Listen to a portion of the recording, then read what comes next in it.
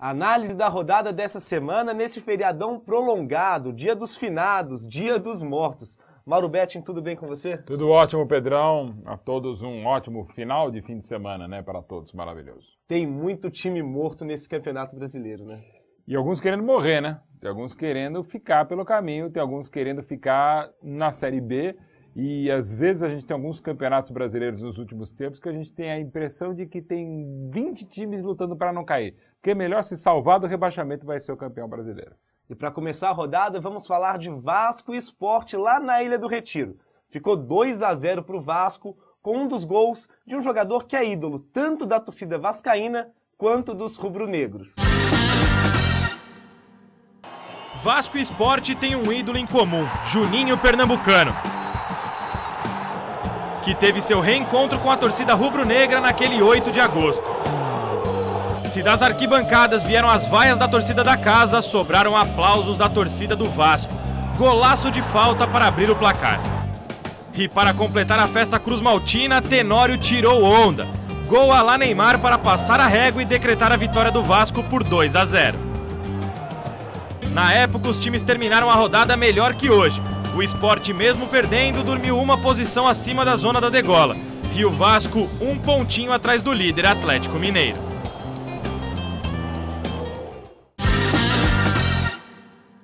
Que golaço de falta do Juninho Pernambucano. O que você acha? Esse comentário você pode falar para o quê? Para 300 gols do Juninho Pernambucano. É um dos maiores batedores que eu vi na vida. E ele é ídolo do Sport, foi revelado lá. E ele comemorou muito. O que você acha dessa história do jogador, às vezes, fazer o gol e levantar? Não comemoro, não... Isso, celebração, e do jeito que você celebra é de cada um. Agora, você precisa aguentar a responsa. Por exemplo, o Viola, na final do Paulista de 93, provocou a torcida do Palmeiras no primeiro jogo, os adversários, depois o Palmeiras venceu por 4-0 e saiu da fila. E o próprio Viola foi sempre um cara genial, criativo em celebrações. É de cada um. Mas eu gosto sempre de citar o exemplo da enciclopédia do futebol Newton Santos. O maior craque bandeira da história do Botafogo, um dos jogadores mais identificados com qualquer clube do mundo, ainda mais pelo talento impressionante do Newton. O Newton Santos jamais beijou o escudo. E quando eu falo beijar escudo, tem a ver também com celebração, cara que é anunciado, sempre fui o time que ele está chegando desde criancinha, né? Então o cara tem múltipla personalidade. Então assim, se não quiser comemorar contra esse time, ok, tem uma história clássica do futebol inglês, o Dennis Law, que era um craque do Manchester United, fez um gol pelo City contra o United, que rebaixou o United. Em 74, ele fez o gol de calcanhar, ficou tão de cabeça baixa, tão desapontado, acabou o jogo, o time do coração dele foi rebaixado, que ele nunca mais jogou. Nem pelo City, pelo United, ele aposentou ali. Mas ali ele tinha uma história brilhante pelo United. É de cada um. Mas, de um modo geral, às vezes o cara jogou 15 jogos por um time e não mais comemora. Eu acho que tem meio um certo exagero. Mas o Juninho Pernambucano tem uma história belíssima no esporte, às vezes incompreendida pelo torcedor rubro-negro, e uma história fabulosa no Vasco. Mas ele comemorou muito, o torcedor rubro-negro falou assim, o Juninho não era rubro-negro? O que ele tá comemorando esse gol tanto assim? Você tem que comemorar pelo time que tá pagando você. E no caso do Juninho, ainda mais especialíssimo. Quando ele voltou ao Rio de Janeiro, ao Vasco, ele só ganhava um salário mínimo. Né? Até porque tinha que ganhar, inclusive irregular, né? Então é um cara acima de qualquer discussão na Ilha do Retiro e também em São Januário. E falando desse Vasco da Gama, são 5 jogos sem vitórias. O trabalho do Marcelo Oliveira passa a ser contestado, né? Como foi do Cristóvão, né? Quando o Cristóvão foi demitido, o Vasco havia 34 rodadas, não saía do G4, né? Agora está num momento delicado, dificilmente volta a esse G4, mas eu acho que não é só questão para se cobrar excessivamente o Marcelo. Mas para esse jogo, pelo mau momento do esporte, e embora o Vasco tenha desfalques como Carlos Alberto e principalmente o Dedé, o Vasco é favorito em São Januário. E a torcida rubro-negra está chateada demais, mano. Começou ganhando do São Paulo, depois toma 4 gols. É que já está, infelizmente, acostumada. Eu gosto muito do trabalho do Sérgio Guedes, mas é um time debilitado, inclusive na questão física. Tem muito bons jogadores que estouram no futebol brasileiro, dá até para dizer no futebol mundial, mas o elenco com problemas está desfalcado de um ídolo que é o Magrão. Não vejo como o Sport segure o Vasco. E agora é hora de falar do Palestra, um jogo que encheu o palmeirense de alegria. Contra o Botafogo, lá no Engenhão, 2 gols dele. El Pirata Palmeirense. Se tem uma coisa que o torcedor palmeirense viu pouco no análise da rodada, foram vitórias do Palmeiras. Afinal, em todo o campeonato, isso só aconteceu 9 vezes. Mas uma coisa é certa, se tem vitória palmeirense, tem grande atuação de Hernan Barcos. Lá no Engenhão ele teve 2 chances e adivinhem, 2 gols.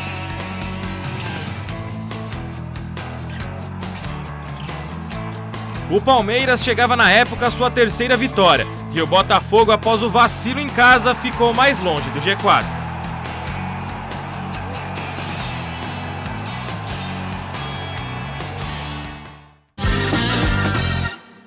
Mauro, o Barcos é carrasco do Botafogo. Ele marcou 2 gols na Sul-Americana, 2 gols nesse jogo também, e o primeiro gol dele, o drible que ele dá no zagueiro é aquele que na pelada a gente fala assim, opa, já vai?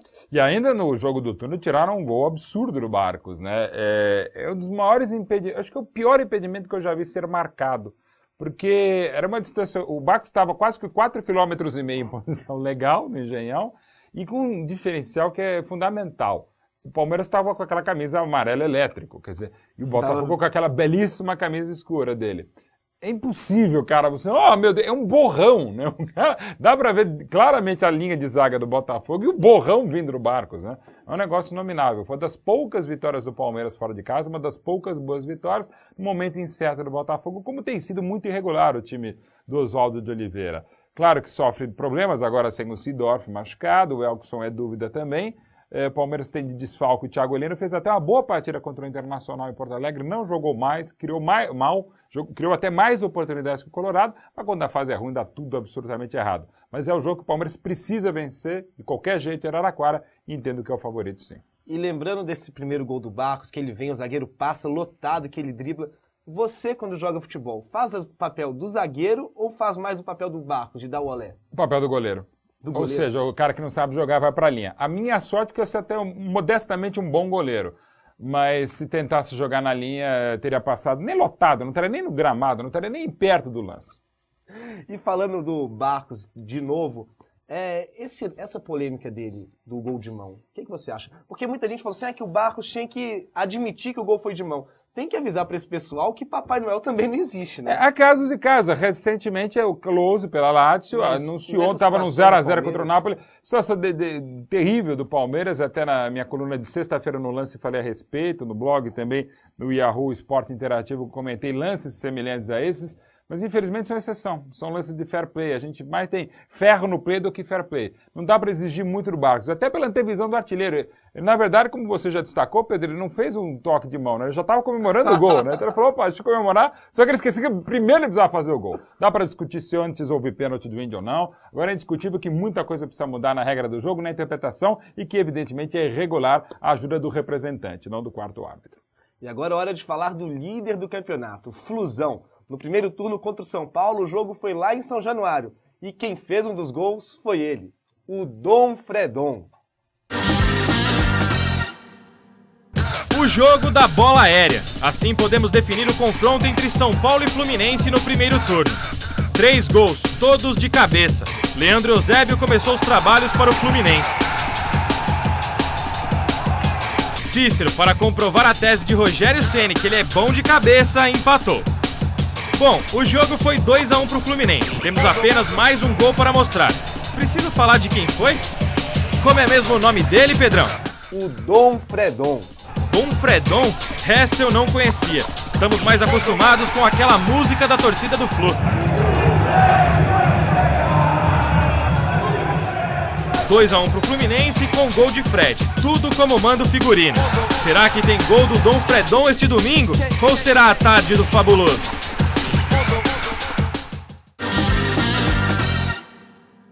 Mauro, eu sei que você não gosta dessa musiquinha, a gente viu no VT, mas o Fred vai te pegar. Música não, mas os adversários também não gostam de enfrentar o Fred. Primeiro que ele é muito artilheiro, um excelente jogador, muito chato, né, de ser marcado, o jogador reclama, inclusive da arbitragem, mas lá dentro é um jogador muito bom. E como excelente o elenco do Fluminense. O Fluminense não vai contar com o Deco, uma opção que poderia ser muito importante, que é também o Wagner.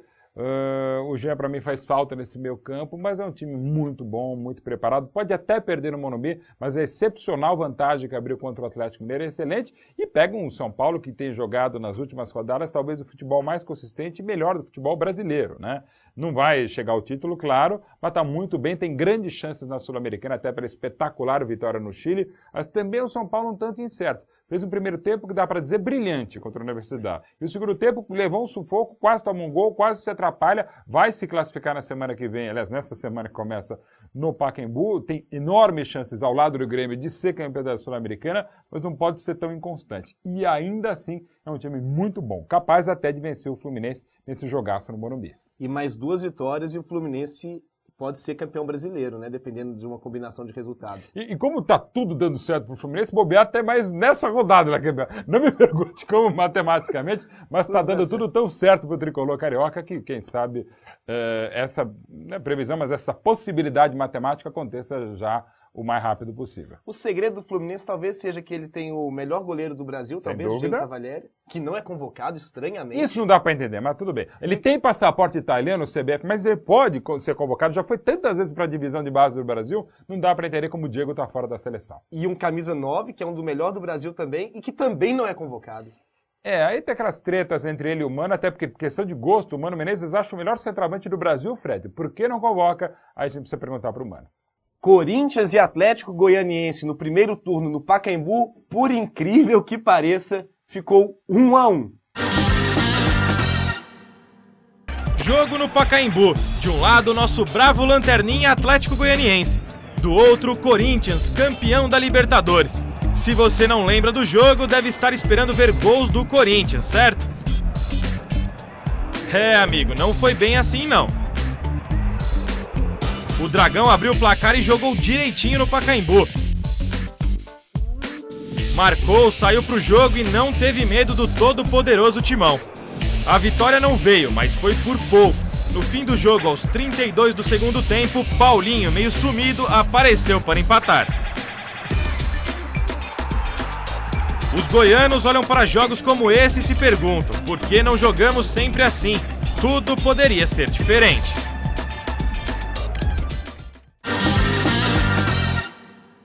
Mauro, a gente estava falando de time morto, e se tem um jogo nessa rodada que não vale absolutamente nada, é esse lá em Brasília, né? Pela situação do Dragão, é muito complicada, né? Não tem como imaginar outra coisa melhor, mas é aquele interesse de pegar o atual campeão brasileiro, o campeão invicto da Libertadores, e dar uma paulada nele. Mas é difícil, já não joga em casa, e mesmo se jogasse em casa, pela média horrorosa de público do Atlético Goianiense, e pela grande torcida do Corinthians em Goiás, o Corinthians seria a maioria.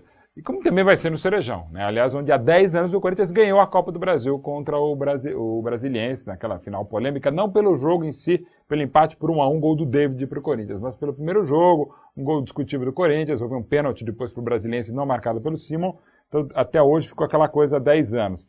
Mas é outro momento do Corinthians, terá 3 desfalques consideráveis na equipe, mas ainda é muito mais time, e no Cerejão é muito favorito contra o Atlético. E o destaque da rodada vem dessa partida, é o corintiano Paulinho.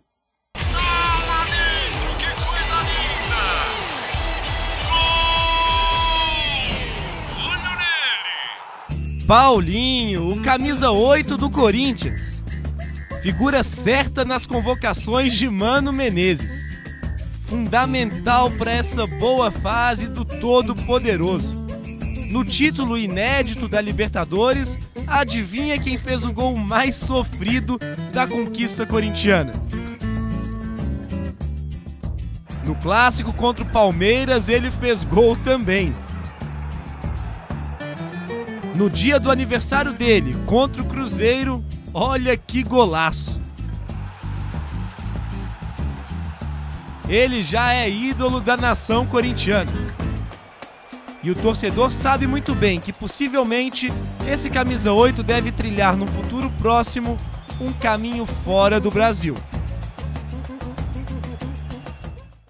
Mauro, qual que é a mágica que eles fazem no Parque São Jorge que todo volante que o Corinthians contrata dá certo? Tem capacidade de observação, né? Porque é até interessante, o Paulinho foi primeiro oferecido para o Palmeiras, e o Palmeiras achou que não era negócio, né? Aí veio do Bragantino para o Corinthians, eu lembro até da estreia dele pelo Bragantino no Paulistão, antes ele veio para o Corinthians, ele fez gol contra o Corinthians, a estreia do Corinthians e Bragantino no Pacaembu. E fiquei muito bem impressionado quando soube que era do Pão de Açúcar, né? Do Paek, agora o Audax. Conversei com vários amigos que eu tenho lá, inclusive o próprio Bruno Hora, e falaram, olha, realmente é um cara de muito potencial, né? Mas nem ele, acho que nem o próprio Paulinho imaginava que fosse transformar nesse jogador que hoje, para mim, é titular absoluto da seleção brasileira e seria de muitas equipes. Muita gente falou a respeito, inclusive da lista dos 23 da FIFA, que o Paulinho era um nome impossível. Se estivesse atuando na Europa, onde a exposição evidentemente é muito maior, poderia sonhar, porque é um jogador que me parece pronto, preparado para jogar e muito bem na Europa, como jogou brilhantemente muitas vezes pela equipe do Corinthians, porque é um todo-campista, marca como volante, chega como armador e finaliza como homem de frente. Agora vamos falar de Portuguesa e Bahia, um jogo importantíssimo na parte de baixo da tabela. Mas no primeiro turno, Mauro Betting, cruz credo, 0-0. De arder. No primeiro turno, um jogo de dar sono, chato mesmo. Para não falar que não tivemos alguma emoção, vale essa bola na trave da Lusa. A história desse domingo promete ser diferente. Afinal, se tem uma partida nessa rodada que é fiel à definição de jogo de 6 pontos, é Portuguesa e Bahia. Quem perder, vê o Z4 mais perto.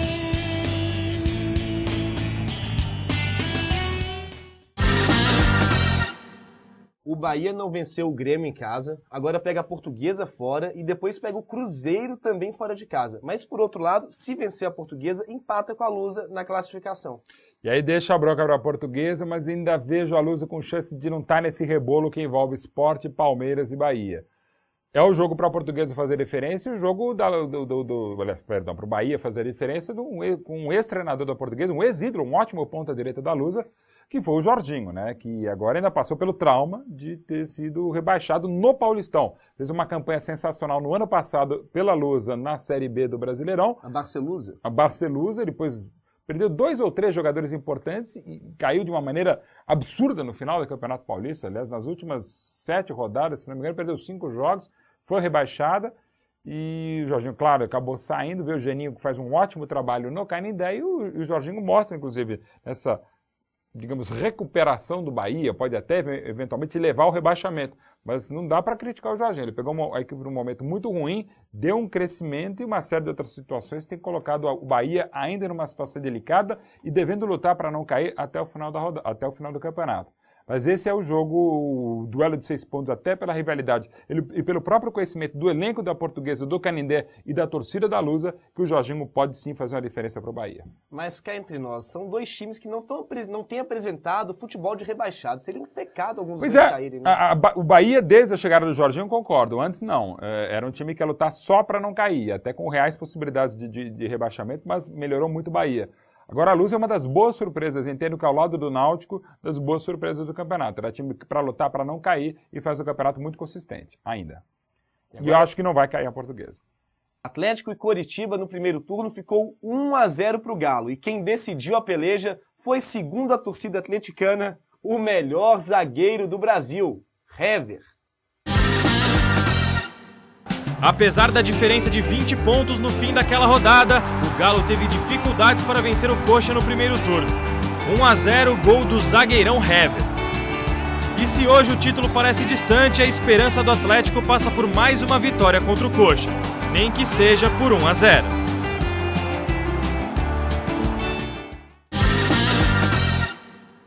Mauro, a chance que o Galo tinha de ser campeão era ganhar todos os jogos e secar o Fluminense, mas já tropeçou contra o Flamengo em casa. É porque tá difícil secar o Fluminense, né? Impressionante a fase, até a sorte e o mérito, claro, do tricolor.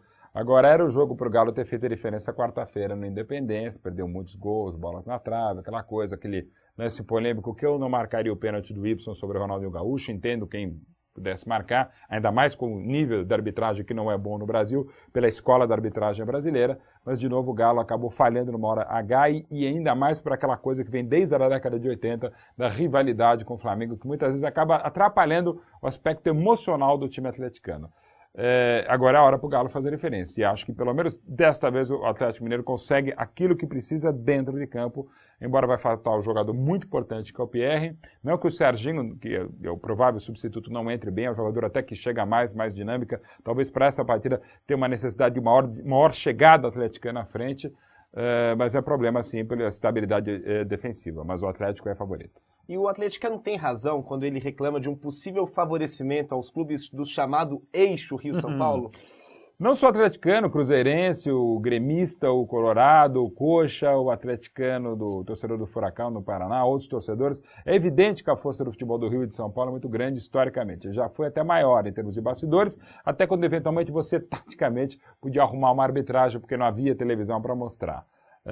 E entendo que dos 12 grandes clubes brasileiros, historicamente o mais prejudicado pela arbitragem é sim o Atlético Mineiro. Mas se ficar com essa âncora pesadíssima a todo momento, a cada lateral mal cobrado, a cada pênalti não marcado para o Atlético, você vai elevando a enésima potência esse tipo de pressão e você acaba não saindo do lugar, acaba empacando quando você não dá para trás. Então é fundamental o Atlético vencer também as arbitragens, até às vezes superar um certo complexo, porque não sai do lugar. Porque às vezes toda vez que você é roubado, digamos, pegando um exemplo, mal comparando, você está na sua casa que é roubada 17 vezes e você continua deixando a porta aberta. Aí você está pedindo. Não estou falando para o Atlético fazer um trabalho diretamente com a comissão de arbitragem, ir na CBF bater bumbo, fazer voodoo do presidente da comissão de arbitragem, não é isso, né? Mas eu acho que até no aspecto emocional o Galo precisa resolver essa questão para poder jogar o futebol que esse ano mostrou muito bom. E até para azar do Atlético, de novo na história do Brasileirão, quando ele faz um campeonato excelente, tem um time que faz melhor, que é o Fluminense. E é indiscutível o bom trabalho que faz o Cuca. Eu acho ele excelente treinador. Excelente treinador. Mas em 2010, ele brigando pelo título dirigindo o Cruzeiro, enfrenta o Corinthians aqui no Pacaembu, uma arbitragem polêmica de Sandro Meirahit, e o Fluminense é campeão. 2012, dirigindo o Galo, brigando pelo título, outra arbitragem polêmica do mesmo Sandro Meirahit, e o Fluminense talvez seja o campeão. É azarado o Cuca. É azarado também, dá para discutir as duas arbitragens e muito, principalmente de 2010 no Pacaembu, mas eu acho que tem que, dentro do possível, principalmente para treinadores e jogadores, tem que esquecer o apito. Agora, para fechar a rodada, vamos falar de um jogo muito feio. Inter e Náutico no Beira-Rio. Foi um jogo de muitos gols, Mauro. 0-0. Está maldoso. Mais um 0-0. Ô, boleirada, assim fica difícil trabalhar, pô. O torcedor fica em casa, esperando a análise da rodada para relembrar grandes jogadas, gols, e o que tem para mostrar é isso. Ao menos o jogo foi mais movimentado que Portuguesa e Bahia. Teve até lance polêmico.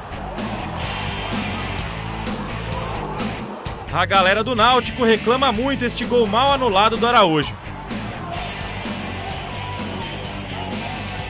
Do lado colorado...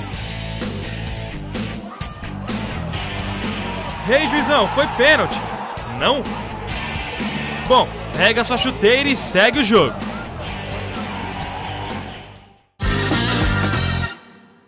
Nessa época, o Fernandão ainda estava invicto como treinador do Internacional. Hoje, já era treinador, bom lembrar. E hoje, ele já é contestado. Pode ser contestado, não?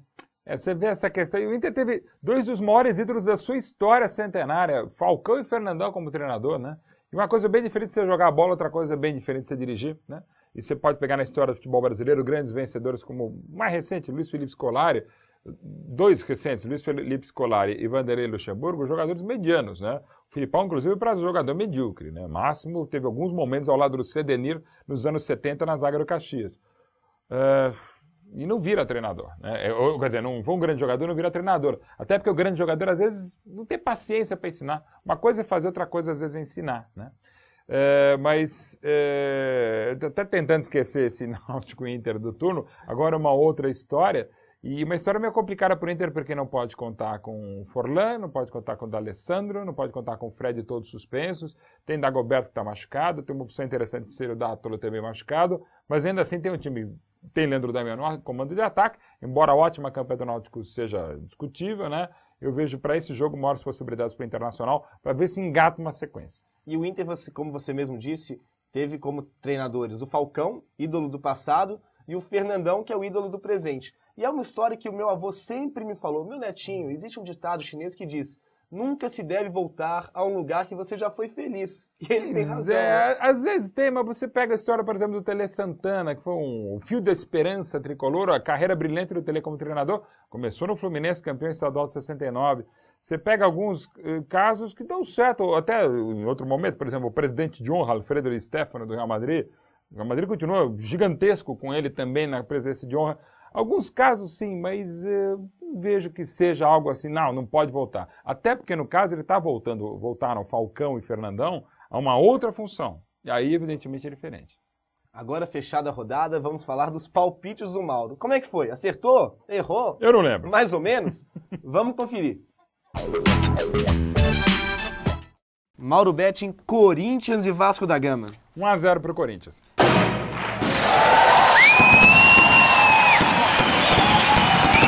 Internacional e Palmeiras. O coração acelera essa Não, hora. o coração tem um palpite, evidentemente. Agora o jornalista, o metido a tentar entender... Não dá pra ser o mesmo? Adoraria. Na fase palmeirense. 1-1. 1-1. 1-1. Botafogo... O coração deu uma entrada nesse jogo, mas vai 1-1. Coração de entrada? Deu, entrou.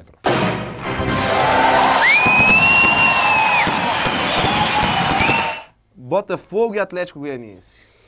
3-1 pro Botafogo.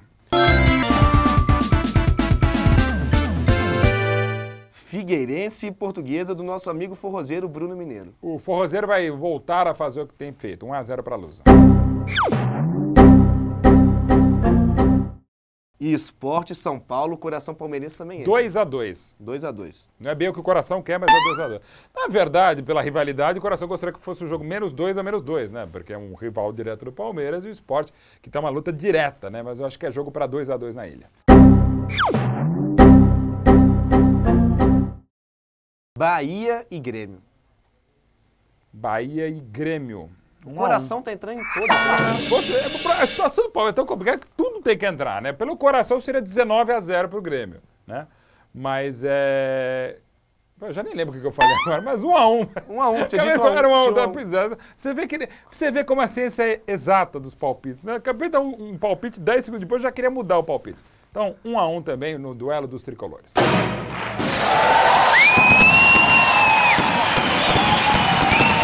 Galo e Flamengo. 2-1 Galo.